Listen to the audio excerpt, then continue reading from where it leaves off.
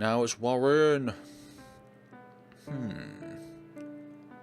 I feel like it's longer than 50 minutes, which is what the Etio page said. In the event of an emergency, the Guardians were allowed to seize control of the city, despite the fact that few people even knew of their existence. This is because those who did know about them were in high levels of command. Warren's first action in this emergency was to head to the chief of police. Because of systems had been put in place for occasions such as this, it didn't take long to alert those in the know across the city, and the police officers at this station were quickly briefed. Though many of them were shocked and confused at this turn of events, Warren was able to gather a group to aid the Guardians quickly. Warren leaned over a map of the city spread out on the table. A few officers who had already been briefed circled around the same table. So, what are we looking for? Anything unusual, really? Has anything odd been happening to the city? There's been some mysterious murders, children going missing from an orphanage. Witnesses' statements, a few of their bodies turn up, but they always disappear before we arrive. We recently apprehended our prime suspect, Jared Varden, a private investigator. Warren paused for a moment. I see. Perhaps he's been influenced by the enemy somehow. We'll need to question him. I'll also need all available officers mobile and on the lookout for any monsters, odd distortions, people exhibiting unusual behavior. Report everything to us Guardians. Whoa, somehow Guardians are on a higher level than the police are. Samara again. Interrogation? Interrogation of Jared? Samara, after leaving the garden, decided to head to the police station to see Warren. It was fully raining now, and night had descended, so let the rain wash over her as she walked down the streets. She tried to let her head and her heart cheer up. She was a guardian, and this was just the start of what could be a long battle after all. When she arrived at the police station, Warren greeted her. Hello. You're soaked. We brought a few extra uniforms here. You can change to one of them if you want. Thanks. Did you find anything? The garden was corrupted. It was spreading some sort of disease instead of healing people. I was able to cleanse it. I see. Your hunch paid off. So how are things here? Actually, we have a new lead. The police apprehended a man suspected of killing several children of the Nightingale orphanage. However, he insists that he wasn't the one who killed them. A monster did. A monster? Did he say anything else? I haven't had time to question him myself. I've been mobilizing the police and letting everyone know we're in a state of alert. I've got some people working on a city-wide alert we can send out. Is that really necessary? Is what necessary? Telling the public. That might cause a panic. We won't let it come to that. We shan't tell the general public. Watch out for monsters, obviously. Just keep an eye out for strange activity. Even so... Yeah, this is true actually. Human minds have a tendency to imagine the worst in any case. Even if they can't imagine the real horrors, they may soon descend on us. Fear is sought to spread over such a vague announcement. And considering what Nortmore is capable of. Warren put his hand on Samara's shoulder and spoke in a gentler voice. Did something happen? Samara noticed she was shaking slightly. She quickly got ahead of herself. I got caught up in an illusion. At least I think it was an illusion. I could feel Nortmere coming for me. Coming for Memora. It was awful, but I was able to snap out of it with my training. If he could take advantage of my fear like that, imagine what he could do to someone untrained. Right. We can't forget the past, Warren. We can't forget why we Guardians exist. Yeah. We'll handle this as delicately as we can. But the severity of the situation also calls for us all to play our part. Of course. Yes, indeed. I'll go question the suspect. What's his name? Jared Varden. Varden? Yeah. Samara nodded and then had someone show her to the holding cell after changing into a fresh uniform. Jared Varden. Yes. Samara took a long look at the man in the cell in front of her. He was older and had a serious expression on his face. Who wouldn't in this situation? But he also didn't look like a serial killer to her. Then again, she never met one before. I heard that you saw a monster. Could you tell me about it? She listened patiently to his story. How he had been searching for the killer and thought Thorndyke was involved. How he found a connection to the Nightingale orphanage and was then taken to a basement where he was given to a monster as a sacrifice. Could you describe the monster to me? The man looked tired mentally, as if he had been through the story with other people and they didn't believe in. I need to know, Mr. Varden. I'm a member of a group that was formed for the specific purpose of guarding Memora from these things. So you believe me? Yes. So can you please describe it for me? Gerald gave her a thorough description. Oh, goodness sakes me. Read the text on the screen, me.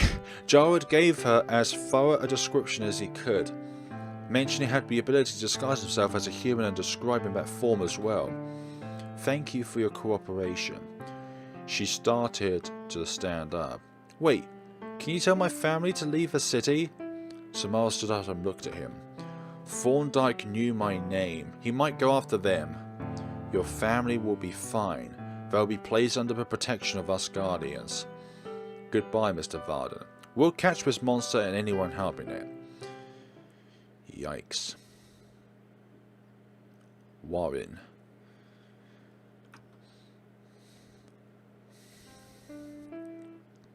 I think if we could get someone else on this route, they'll cover all the locations they are most likely to turn up. The officers nodded and went to execute their orders. Warren turned around as he heard Samara approach him. Hello. She quickly explained what she learned from Jared Varden. Alright, I'll tell the patrolling officer to keep an eye out for someone with that description. We should also tell Eislyn. She might be able to find this monster if she knows what she's looking for. Yeah. Warren stared at his friend. She looked exhausted already. Maybe you should go home and rest for the night. Maybe. What are you going to do? I'm going to check out this Thorndyke guy. I'd like to take a look around the steelworks factory, but I'm sure it's locked up tight. Are you sure there's nothing else you need me to do? Might as well get some rest if you're tired. Who knows how long it'll take to remove Nightmore's influence this time. Just keep your device close in case of an emergency. Alright, good luck, Warren. She smiled and waved goodbye. Warren waved back and then turned his mind back to his mission. I'll say mansion. Our beloved mission. Oh, Insidia. Disappointment.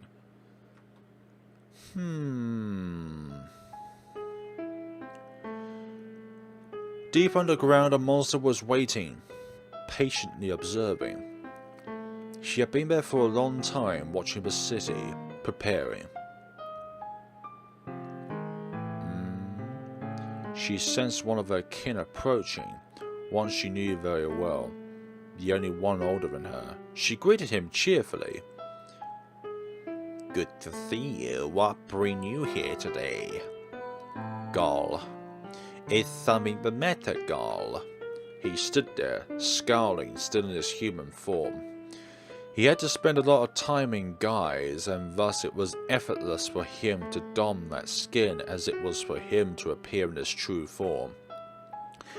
Tell that stupid human gave me one last sacrifice. A nice hearty one too, but it got away. Insidia paused and started, unblinking, at Gall. Oh? He said it wouldn't go to the police, but it did. That is troubling. Or maybe this was a better route. Maybe this installed Jared's survival. That is troubling. He's always been so careful with the sacrifices too. I missed out on a fine meal. Yes, and not only that, but it may have alerted the Guardians to our presence. Gull stared at her, puzzled. I thought you said that was to be expected, that some monsters had already gone into the light. Her tone lightened for a moment. Oh, indeed, dear girl. There isn't anything to worry about. However, and it darkened again, I don't relish the idea of a human being the reason the Guardians learn of us. It's so anticlimactic. Is that what they're really worried about? Something that looks fabulous rather than their own survival? I don't see why that matters. They'll all die in the end anyway. A smile spread across her face once more. Ah yes, of course, we are so close to the finish now. We've pretty much won already. This is a minor disappointment in the face of a glorious victory for us all. Don't fret, girl. Soon you'll be able to eat your fill without having to hide at all. It was Gull's turn to finally smile. Isn't that just lovely? Just lovely. The factory. Are you sure about this? Samara was tossing and turning half the night. A nightmare lodged into her brain. Fearing that it might be the influence of the night more, she kept her light bearer activated by her bedside. Regardless of whether her theory was correct or it worked as a placebo, she was able to sleep soundly for the rest of the night. When she awoke, she was refreshed and ready to continue the fight. She checked her communicator and noted that some of the Guardians in the area were meeting, including Warren. She quickly dressed and went to meet them. I've located some small monsters, but they were easy enough to get rid of. Me as well. I don't like the fact that they are willing to step out into the open now. To be fair, it was night. They might not be as active now that it's daytime. We can't know that for sure. We have to be extra vigilant, and if the monster sightings get more frequent, we might have to set up shelters or evacuate the city. Things have been busy during the night, then. Oh, hey there, Samara. Feeling better? Much, thank you. There's definitely been an invasion going on for a while now. We're infested with tiny monsters, but they only just started showing themselves. There must be a leader controlling their movement, like a hive mind, and that leader must think it's okay for them to come out now. I don't like their confidence. Neither do I. They must have a trick up their sleeve, and we need to figure it out before they act on it. I'll go patrol in the south. There are a lot of monster sightings there. I'll go with you. Maybe we can locate a nest. The two of them walked off, leaving Samara and Warren alone. So, what did I miss? Apparently, Eislyn has been gradually getting weaker for a while now. What? Why? We aren't sure when it started, but she's having difficulty keeping as close an eye on the city as she once did. If it's not Mir's doing, then this invasion really might have started months ago, sorry. Honestly, I hope it's just a coincidence, but we certainly can't rule that out. Also, Thorndyke is gone. He wasn't at his apartment or staying late at the office. I had some people stake out areas he's frequent, but no one has seen him. I could be wrong, but my guess is he skipped town. That's too bad. We could have used his knowledge. If he's responsible for this evasion, I'd like to see him thrown in a cell. What about the factory? I haven't gone there yet, but it'll be open soon, so we should send somebody. I'll go. You sure? I feel a lot better now. I'd like to do something. Alright. I'm going to head to the Nightingale Orphanage myself. It can't be a coincidence that all the kids have been taken from there. They said goodbye and Samara left. Hopefully she could find something at this factory that would help stop this invasion before it started to affect the citizens of Memora. It took her a little while to get to the industrial area that the factory was located in. She had figured that by the time she arrived at the factory, it would be open and running, but she found it closed and locked. She frowned and stared at the doors. This did not bode well. She decided to look for another way in if she had to. She breaks a window. Thankfully, that didn't seem to be necessary. On the other side of the building was another smaller entrance. She doubted it would be unlocked, but she decided to try the door anyway. An explosion shook the whole area. Yikes, the smile was blown back, but she quickly recovered and ran further from the building. It smoked and smoldered. Several people ran out towards the factory grounds to investigate. Samara told them to get everyone out of the area since the factory might still be volatile. She snuck close to that door to try and see what happened. The basement appeared to be caved in, and thick black substance covered the debris. Samara activated her light bearer, and the substance fizzed slightly but didn't burn away. So he was involved, Samara thought. There must be something important in this basement, but the Guardians wouldn't be able to get to it for a while, unfortunately. She decided to circle around again to the front of the building. Surprisingly, the shock of the blast must have forced the door open a few inches. Or, Samara noted grimly, something opened it. She saw something skitter around inside. She cautiously opened the door the rest of the way, her light bearer armed and ready. There was a lot of smoke and alarm's lights were lit a bright red, but they weren't going off. Instead, she could hear a lot of skittering and the sounds of metal hitting metal. She quickly sent out an alert on her communicator, then she entered slowly. "Show yourself!" As she called out, the door shut, leaving the factory in darkness, save the light from the windows and alarms. She increased the power being emitted by her light bearer to compensate and look around. The smoke cleared slightly. Oh my. The factory was filled with monsters. They were humanoid and had metal stuck into them in seemingly random places. Some sort of cult. Many of them were crawling on the walls and could be seen as hands poking out of the smoke. There was one standing in front of the others, grinning in a menacing and demented fashion. "Welcome to our factory."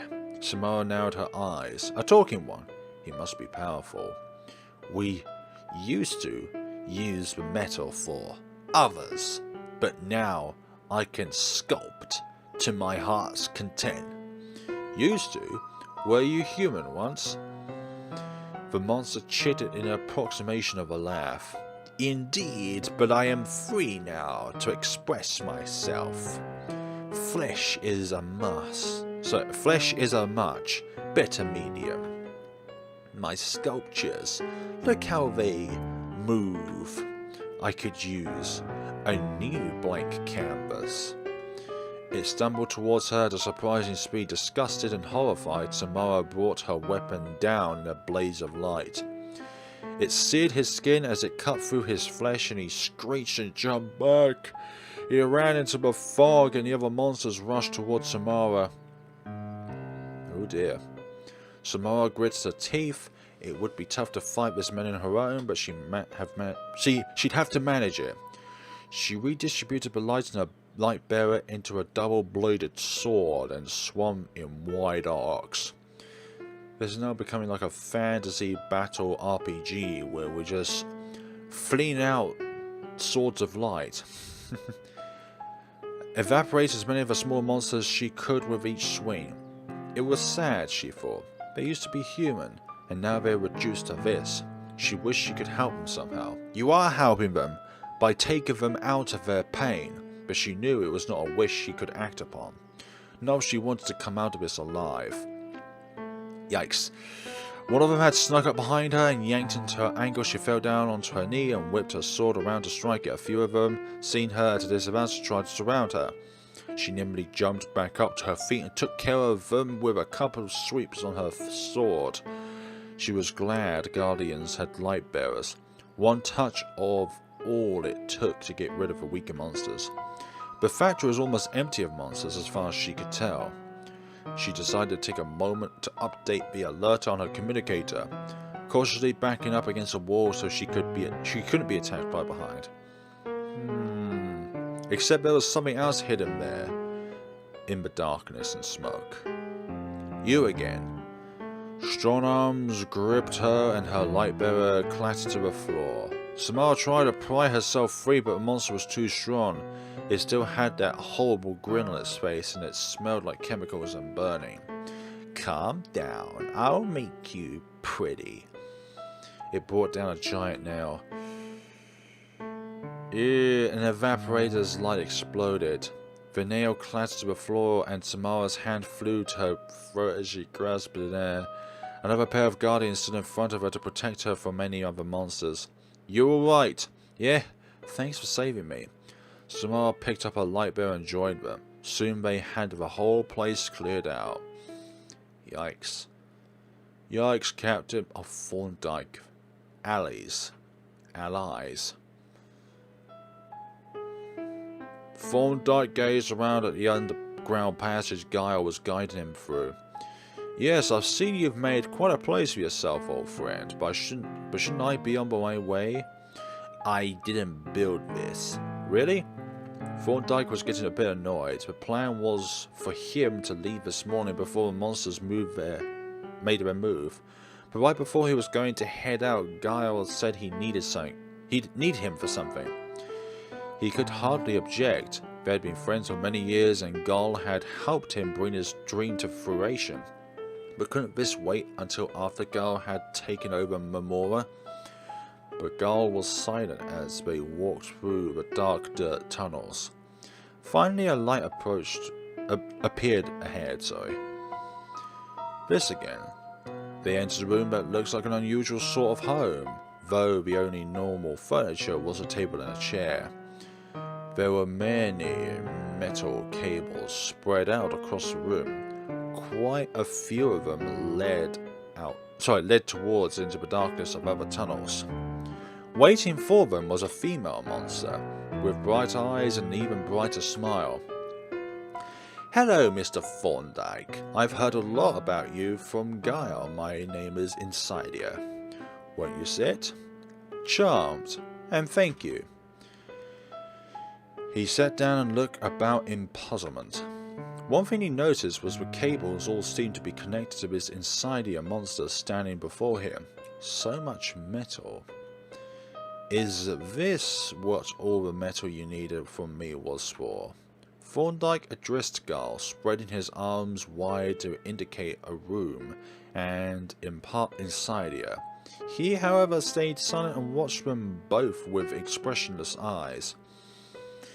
"Indeed, my good sir, while my friend here requires flesh to grow, I require metal. You will find that I am superior to others of my kin in that regard, and that is why I am what you might call the leader." "Oh, so you're the mastermind?" "Why, yes, you could put it that way. Father has given me the task of leading the invasion that will result in Memora's downfall." "Leader? But he thought Guile was the first monster, the one for whom he had to give sacrifices.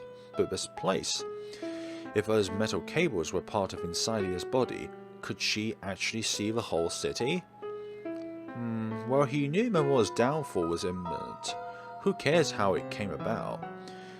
"Then may I salute you in a plan well executed." "Ah, thank you. Quite the charmer, isn't he?" Guile didn't respond, and Insidia acted as though she hadn't expected him to.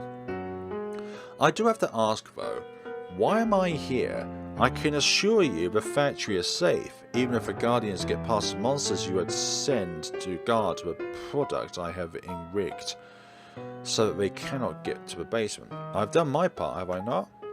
"Well, we brought you here to talk about the last sacrifice you had made to Guile. You see, he got away. He went to the police." Thorndyke laughed at that. "Oh, did he? Well, he'd be dead anyway soon. It's not like it'll affect your plans, right? You see, we're rather disappointed in you, Thorndyke. I do apologise, but can't this wait until later? Miss Nightingale was waiting for me. She's already dead." Thorndyke froze. Guile cackled. "Honestly, the stupidity of humans amuses me sometimes." Whoa. "Oh, dearie me." After the factory was cleared out, Samara went to meet up with Warren. When he saw her, ash and grime were on her uniform. He looked shocked and ran over. "Are you okay? What happened?" Thorndyke was definitely hiding something. She explained the basement exploding, the monsters infesting the factory. They are apparently human origins. They can take over humans. Warren looked like an idea sparked in his head. "Are you hurt?" "No, thankfully a couple of other guardians showed up and helped me." "How about you? Did anything happen at the orphanage?" "The owner, Miss Nightingale, has also disappeared. Her staff said she went on vacation." Personally, I think she was involved. I don't have any evidence to back that up, though. What about our friend in jail, though? If it is possible, if what Mr. Varden said is true, then she might have helped Thorndyke pick out sacrifices. Despicable. Yes, those poor children. Samara noted a dark blob in the distance, like a shadow on the city. She didn't notice any clouds, though. What? Warren turned to look. Samara's eyes widened. The strange shadow was a horde of monsters far as the eye could see. Yikes. Warren again. War. Oh my. That's a lot of them there. That's a big lot. Warren and Samara both sent out a red alert on their communicators. Several other guardians must have seen the shadow coming because a lot of them came to help. Everyone readied their light bearers and charged. When the guardians and monsters collided, it was like a wave crashing against the shore. There were so many more than he could have ever imagined. It truly was a full-scale war now. At this rate, the monsters would overthrow them before they had a chance to even learn what their plan was. Warren dispatched monsters left and right, Samara at his side, but there was no end to them. After several minutes had passed and the horde didn't let up at all, Warren decided he'd have to take drastic action. He quickly left the fight, yelling for Samara to cover him. How many... Sacrifice? No sacrifice, please. Samara called out to Warren as he ran, but he didn't hear her. Just where was he going? Samara knew he wasn't one to run away from a fight. She had a bad feeling about this. She quickly created a blast of light, searing a great number of monsters and left to run after Warren. She felt bad for the Guardians left to fight the Horde, but she was really worried about Warren. She ran through the streets looking for any sign of him. As she passed by one of the hand statue entrances to the underground base, she noticed it was just now closing. Samara quickly changed direction and went into the base. She was able to see him moving through the corridors far ahead of her, just enough to see where he was going. She followed him until he stopped in a particular room. "What are you doing?" Samara said at Warren in shock. There were other weapons at the Guardian's disposal beside light bearers. Some of them were for flying enemies or for crowds of monsters. They were difficult to carry and unwieldy to use, so Guardians didn't take them with them regularly. She would have understood if he came here to grab one of those, but the thing his hand was hovering above was a button to set off what was basically a bomb that would blow up a fifth of Memora. They're all swarming from this area. If we can... You can't just decide to do that on your own. Then decide with me, Samara. Samara flinched as he shouted. There are too many of them. We don't have the time or resources to fight them like this. But there are still people there, not just monsters. Aren't we supposed to protect the people of Memora? If we don't do this, those people will probably die anyway. Yeah, that is the thing. Which of the two evils would you want to have? Try to stop him. No! Samara shouted as she ran towards him. She pushed him to get him away from the button, but he already pushed it. Tremors shook the ground. Samara shivered, wondering how many people just died. Yikes.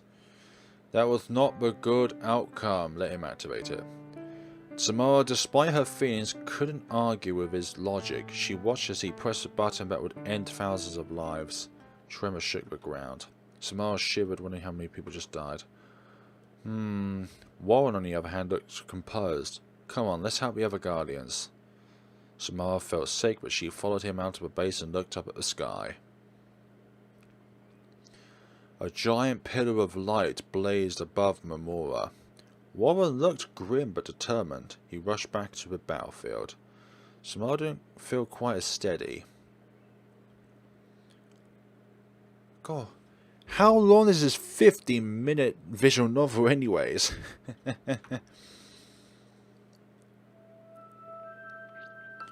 So many monsters were running out, fleeing from the light. There were just so many, even though they had been dealt such a heavy blow. Their numbers cut considerably. Too many of them to have existed in Memora for days, let alone months without notice. This was precisely the sort of scenario Memora had wanted to avoid. This mass panic. With this much fear flooding the air, was it any wonder that humans were able to be turned into monsters?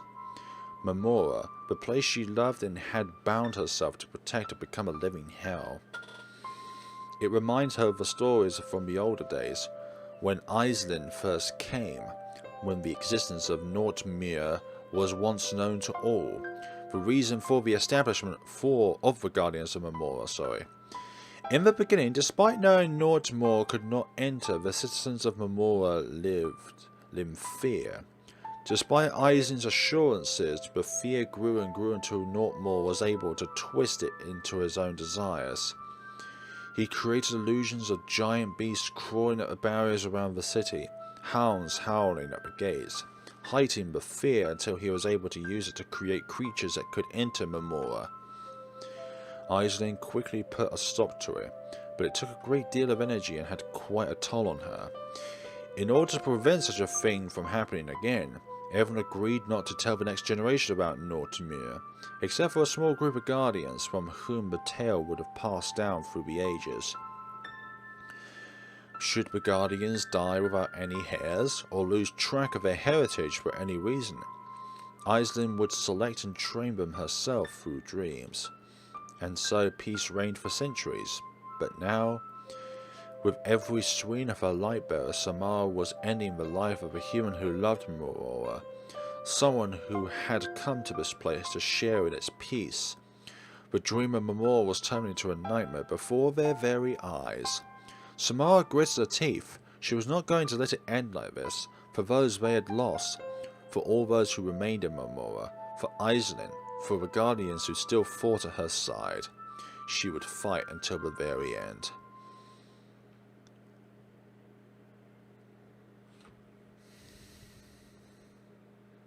Thorndyke, loose ends. Did you really think we planned to let any human survive? Though Memora is our main target, the entire world will soon be under Father's rule. And I think God deserves a replacement sacrifice, don't you?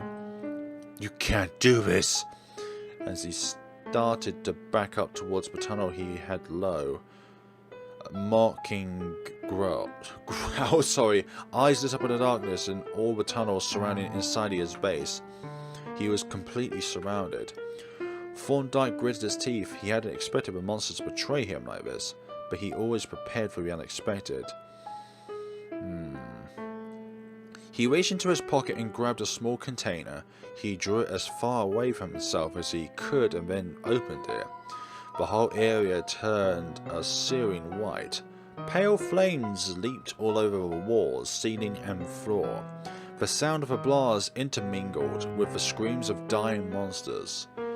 It also blinded Thorndyke. He stumbled back through the excruciating light and into the tunnel.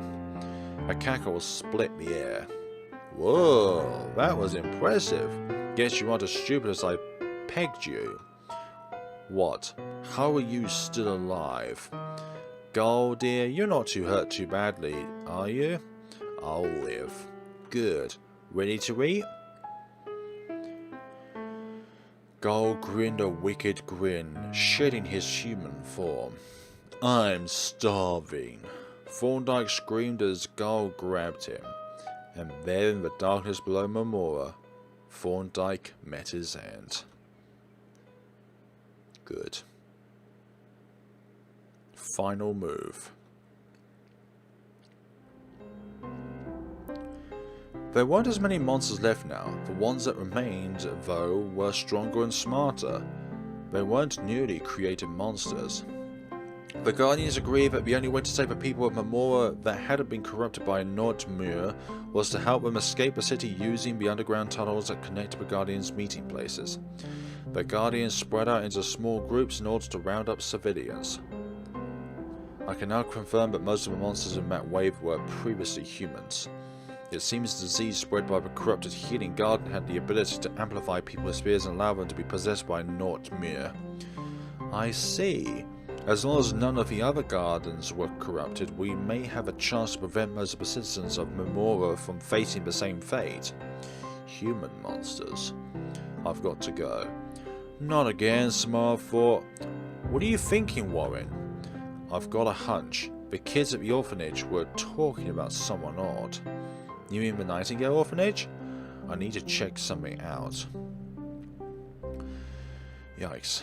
Samara watched him run off once again. She wasn't sure whether or not to be glad about this sudden need of his. She understood why he made the choice to incinerate part of Memora, and she knew it helped turn the tide of the battle. Still, she didn't like that he had made such an important move on his own. He wasn't sharing his thoughts now, either. She was worried he might be going rogue. In his mind, he might be willing to try anything to beat NaNoRenO, regardless of any consequences. Then again, Samara thought, since we're fighting to save the human race, that might be the right approach to take this. Regardless, she didn't have time to constantly run after him and watch him. Samara and a few other Guardians escorted some terrified citizens underground. When they reached an intersection, they heard a loud noise, like an explosion coming from the right corridor. Shouts started to echo down the tunnels. We should go this way and help them. No, we have to get these citizens to safety first. Samara put her hand on the Guardian's shoulder. When the Guardian turned to face her, Samara noticed that his eyes were dilated. It'll be alright. She tried to say it in a soothing way, but the other Guardians simply looked confused. I can go help out the others, so why don't you guys finish escorting the civilians? Alright, good luck.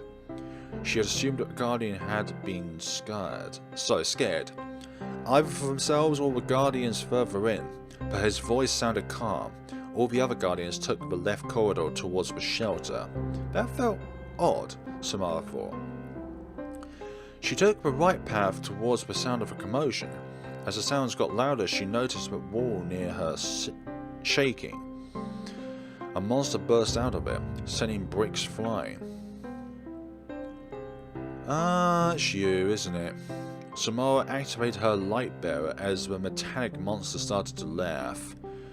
Well, what have we here? A stray? You know, busting into your base like this was almost too easy. It's a shame you silly humans can't see anything, even when it's right under your nose. I've been right beside you all this time. She laughed again, and Samara lunged for her with a light bearer. With a quick whip of a metal cable, the monster blocked her attack and pushed her back. What the... That won't work on me. I have been carefully building up this body of mine piece by piece over the last few years. That which makes me my father's daughter is carefully encased in the darkness beneath layers and layers of metal.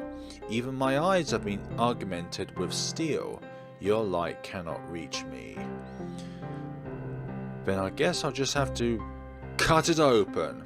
Samara yelled and charged. Once again the monster blocked her with an amused expression on her face. This time though, Samara concentrated her weapon's energy to one point. It managed to sear through a layer of metal. What? The monster drew back the cable and laughed harder. How exhilarating, no one's thought of that before. At last it won't be enough to save you.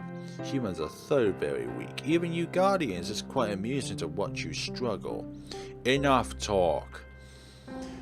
Samara employed her new strategy to cutting any cable that came at her.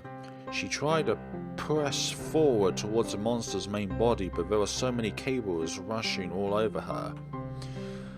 I honestly don't understand why you Guardians are fighting so hard. I'm after Eislyn. I've given you and the rest of your kind plenty of time to escape. I wonder, why didn't you leave Memora when you had a chance? Samara scoffed. Destroying Eislyn would also mean you were destroying the Earth's primary defense against Nightmare. Did this monster honestly think she'd fall for that? Oh well, prepare to die. A net of cables sprung up all around her, and they were quickly closing in. Samara cursed and then sliced through a pair and rolled through the opening just as they were all coming crashing down in the spot she had been standing. Wow, you really are a lot better than your fellow Guardians. You fought other Guardians? You aren't the first I've ran into down here, that's for sure. The monster appeared to be listening to something far away. Well, playtime is over. I've got to get going, sorry. You've done very well. I hope you earned yourself a suitable death. Wow. Oh dear, the monster cackled as she hurried down the dark tunnel at an alarming speed. Samara didn't waste any time. She ran down the corridor and found a good deal of Guardians recovering from a recent battle. Is everyone alright? They got a couple of us, but we managed to beat them. If monsters are burrowing into our tunnels now, does that mean they can get to Eislyn? Even if they could, smaller monsters like this would just burn up in her presence.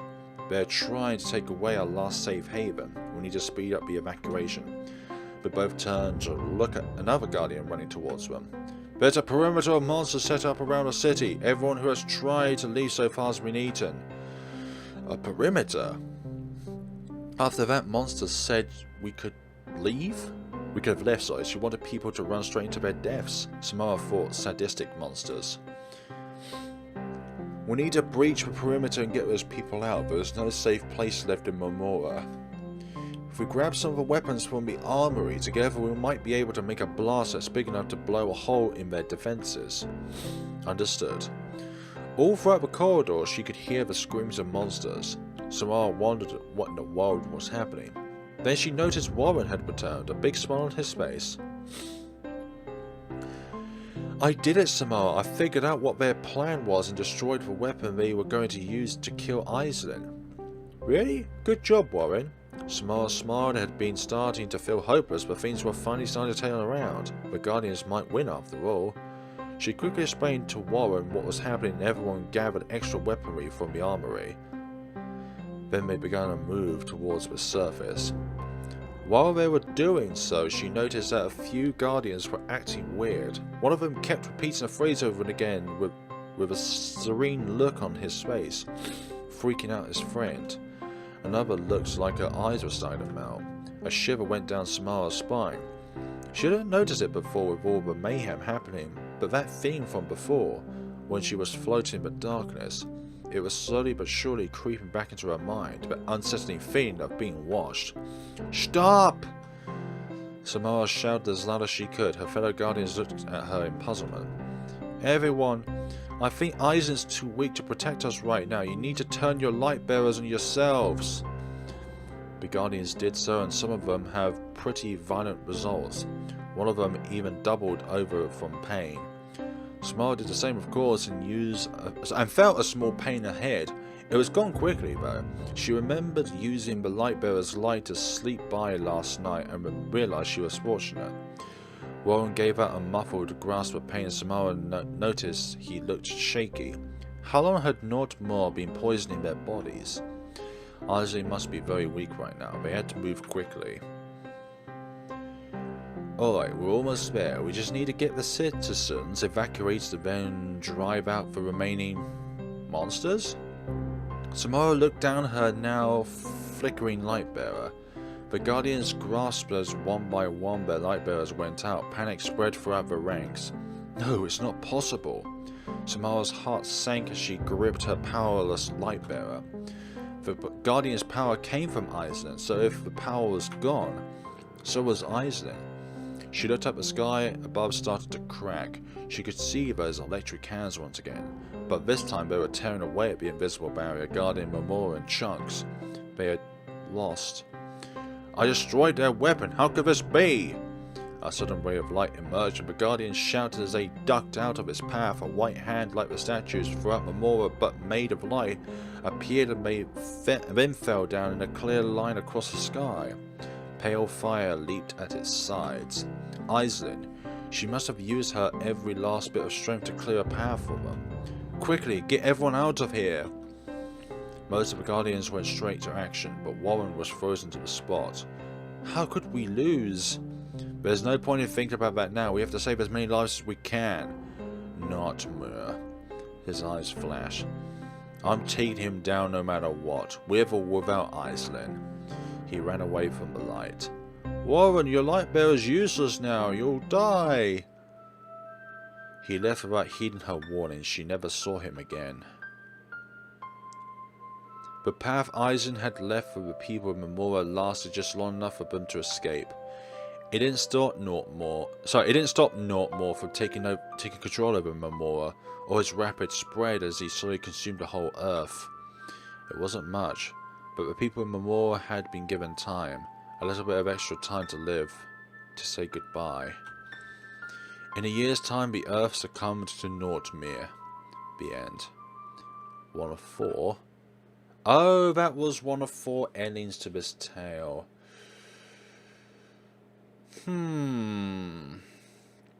So according to the website that you can download the game from, the length of this particular download is approximately 50 minutes. Oh, per playthrough. Ah.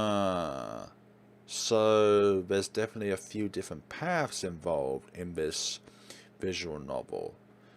Because for the past 2 episodes I've been recording in the same session, if you would call it.